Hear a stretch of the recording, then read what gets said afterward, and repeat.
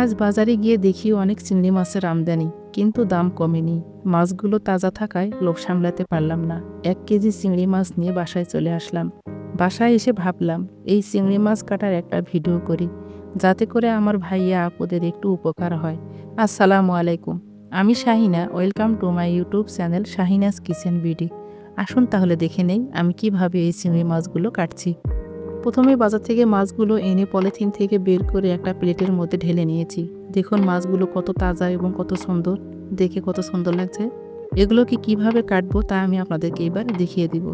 এই মাছ কাটার জন্যেই আমি প্রথমেই নিয়েছি একটা কিচেন সিজার। আপনারা ইচ্ছা করলে বটি দিয়েও কেটে নিতে পারেন। আমি এখানে এই সিজারটা দিয়েই চিংড়ি মাছগুলোকে কেটে নিব। এই সিজার দিয়ে আমি প্রথমেই চিংড়ি মাছের পাগুলো কেটে ফেলবো। সিজার দিয়ে এভাবে আমি চিংড়ি মাছের পাগুলো কেটে নিব। চিংড়ি মাছের মাথায় এবং লেজের দিকে অনেক বড় এবং শক্ত এগুলো কাটা থাকে, এগুলো হাতে লেগে যাওয়ার ভয় থাকে। আপনারা খুব সাবধানে এই কাজটা করবেন। এবারে মাছটাকে খুব ভালো করে ধরে মাথার দিকে যে শক্ত একটা কাটা আছে সেই কাটাটাকে কেটে ফেলে দেব। তারপরে মাথার কাছে চোখের উপর থেকে বাকি অংশটাকেও আমি কেটে দেব। শুঁড়ের যে অংশটা থাকে সেই শুঁড় সহ চোখের উপরের অংশটুকু কেটে ফেলে দেব। ফেলে দেওয়ার পরে চিংড়ি মাছের মাথায় যে ময়লা থাকে সেই ময়লাটাকে আমি এভাবে টেনে বের করে নেব।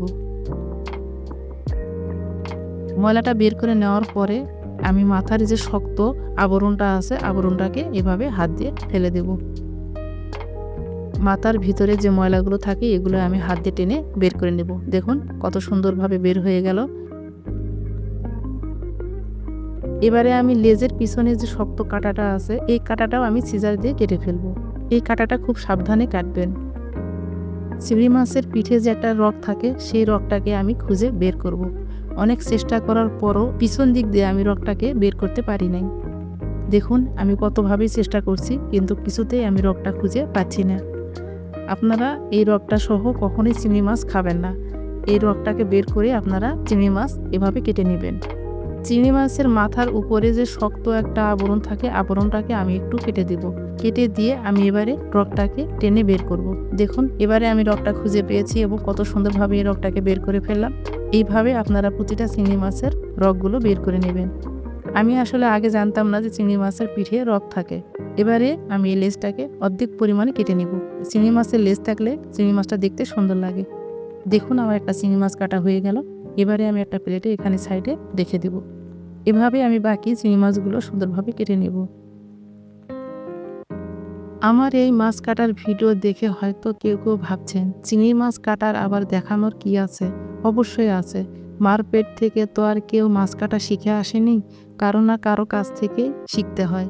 যাদের কাছে ভিডিওটি প্রয়োজন মনে হবে না তারা বাজে কমেন্ট না করে ভিডিওটি স্কিপ করতে পারেন।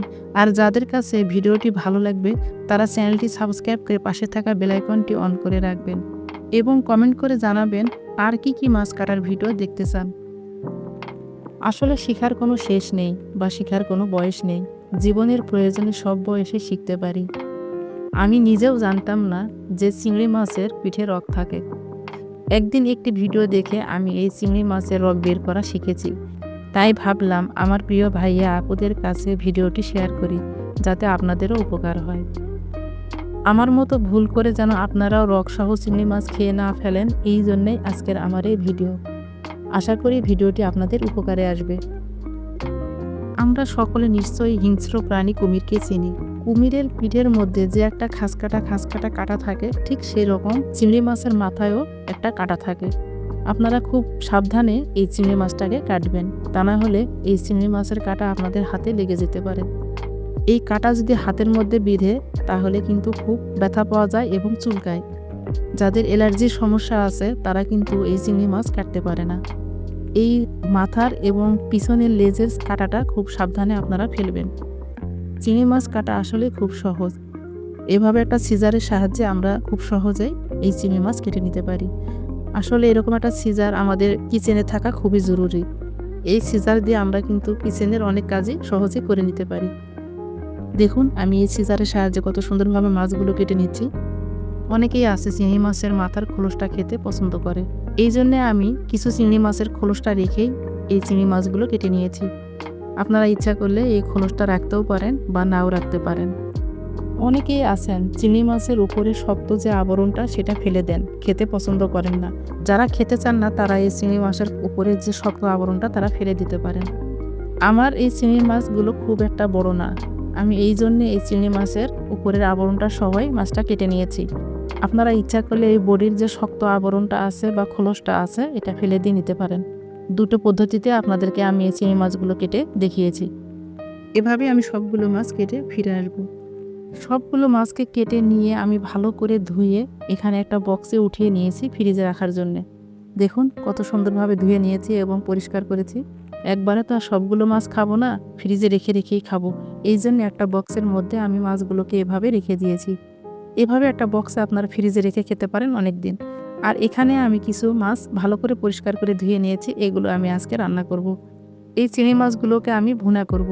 আমার এই চিংড়ি মাছ ভুনা রেসিপি কে কে দেখতে চান অবশ্যই আমাকে কমেন্ট করে জানাবেন। আমার এই ভিডিও দেখে যদি কারো উপকার হয় তাহলে ভিডিওটিতে লাইক দিতে ভুলবেন না এবং পরিবার পরিজনের কাছে শেয়ার করবেন। আজকে তাহলে এখানেই বিদায় নিচ্ছি, দেখা হবে পরবর্তী কোনো ভিডিওতে। আসসালামু আলাইকুম।